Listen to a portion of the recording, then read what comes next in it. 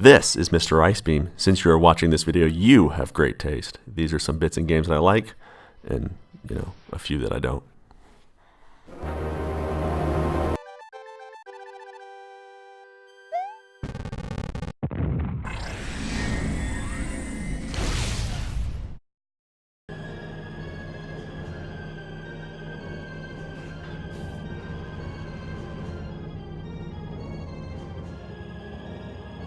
Metroid Prime released in November of 2002. It released to critical acclaim and relative success on its original GameCube home. I enjoyed this game so much that when I beat it the first time, I went back and beat it again to complete the game at 100%, because I forgot to scan the Ice Street Bats during the first playthrough. I loved this game when it was released, and after replaying it for the video, I can safely say that I still love the game. So let's get into the bits that I like.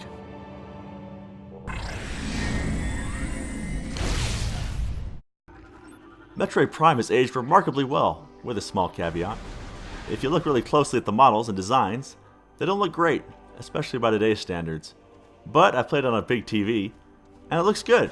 They stylized the game so that when you look at it from a distance, it holds up.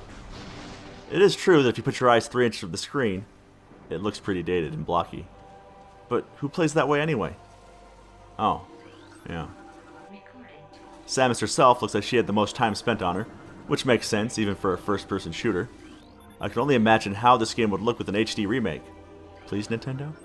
I need this. There are a bunch of little touches that really pay off. If you fire your gun in a long succession, you can see steam coming from the barrel. The visor effects are pretty standard now, but were amazing when the game was released.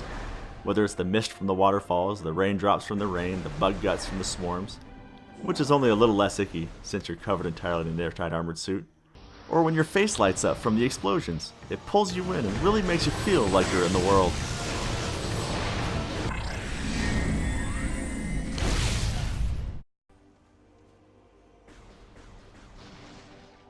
Throughout the game, you upgrade your weapon to have different ammo types. The power beam is rapid fire and is usually the weakest option. But it's your starting option, so what did you expect? The wave beam is a really cool shot animation and will home onto locked targets, making it useful for more agile foes. The ice beam is real nice solid sound, and it freezes most enemies, which is so satisfying when you combo it with the missile and shatter them. The plasma beam has the shortest range, but the added benefit of literally melting your enemies. I had a lot of fun running around the early game and vaporizing old enemies. Remember kids, overkill, still a kill.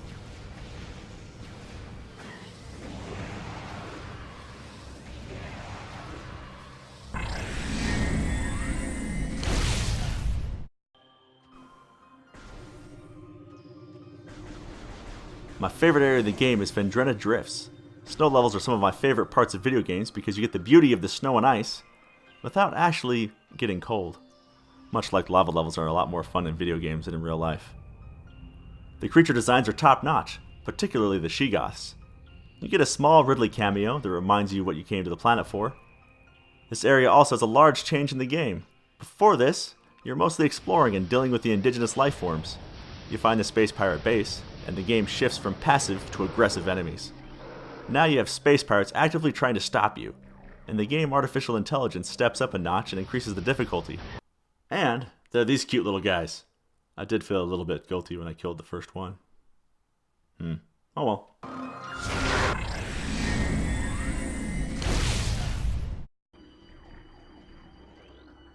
The game tells its story in an unconventional way.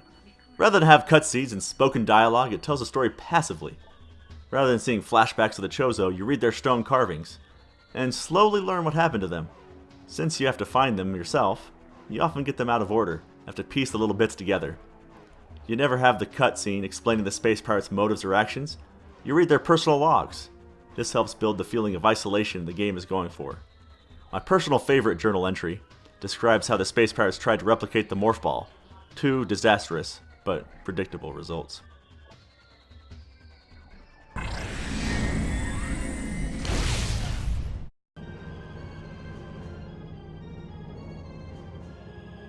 The best bit from this game is that you are Samus Aran, galactic bounty hunter who gets it done. Though, I don't think we've ever seen her hunt any bounties. The closest we get is in Metroid Prime 3, she works for the Federation, but that's more like a mercenary.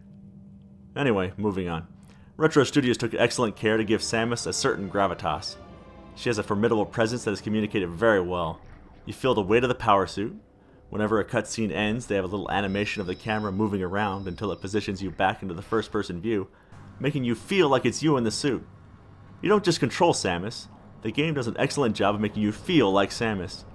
By the end, you're collecting a bunch of upgrades, and you feel like a powerhouse running around a world that can't deal with you. And it feels great.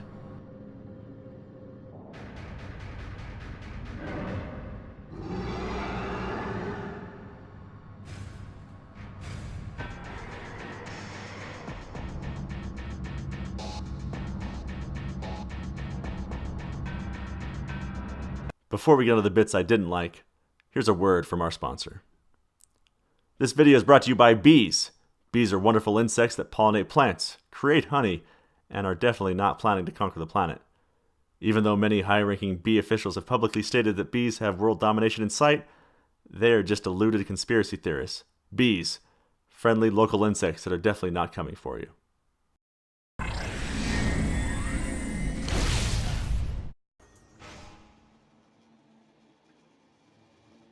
Metroid Prime has some great bosses like the Sheegoth, Ridley, Metroid Prime, Thardis, and the Incinerator Drone. When you first land on Talon 4, the game takes a significant pacing slowdown. This is exemplified in the early bosses, such as the Incinerator Drone and the Plated Beetle. They aren't bad bosses, just generic, and definitely a step down from the Parasite Queen on the Frigate. This just leads to a slow section right at the beginning of the game that is largely unnecessary. Fortunately, the pacing picks back up by the time you head into Magmore Caverns.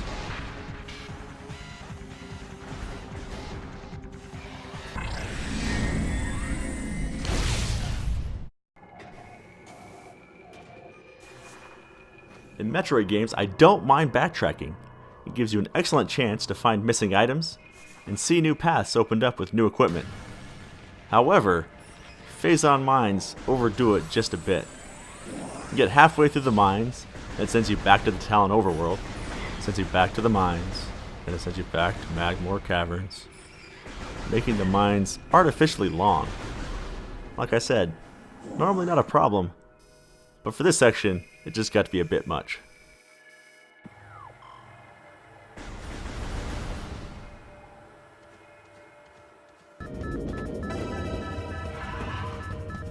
Thanks for watching. If you liked the video, go ahead and push that button. If you want to see more in the future, go ahead and subscribe. I'll catch you later.